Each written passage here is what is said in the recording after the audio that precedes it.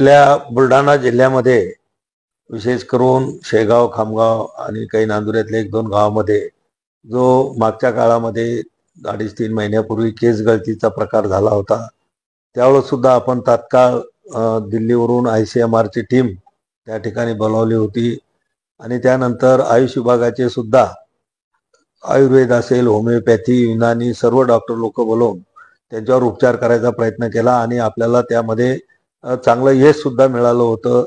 केस गळतीचे पेशंटही थांबले होते आणि ज्या लोकांचे केस गळालेले होते त्यांना नवीन केस सुद्धा चांगल्या प्रकारे आले होते.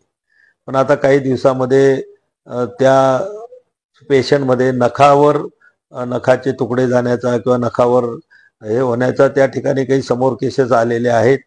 त्याच्यासाठी सुद्धा आपण दिल्लीवरून मुंबई, पुणे सगळ्या 4-5 विभागाच्या जवळपास टीम आपण बोलावलेल्या आहेत. त्याच्यामध्ये शास्त्रज्ञ आहेत ICMRचे, त्याच्यामध्ये हेल्थचे सुद्धा डॉक्टर लोक आहेत, त्याच्यामध्ये कृषी विभागाचे अधिकारी सुद्धा आपण बोलावलेले आहेत आणि त्याच्यानंतर फूड सप्लाय डिपार्टमेंटचे सुद्धा दिल्लीवरून आणि राज्यातून त्याचे सुद्धा अधिकारी आपण या ठिकाणी बोलावलेले आहेत.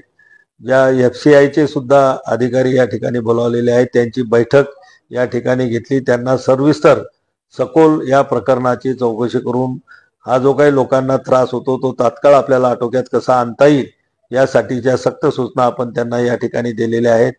2 दिवस जवळपास ते आपल्या सगळ्या गावांमध्ये किंवा त्या पेशंटच्या भेटी घेऊन त्यांचे सगळे सॅम्पल वगैरे सगळे कलेक्ट करून पुन्हा याचा त्रास वाढणार नाही याच्यासाठी ते लोक या ठिकाणी आलेले आहेत.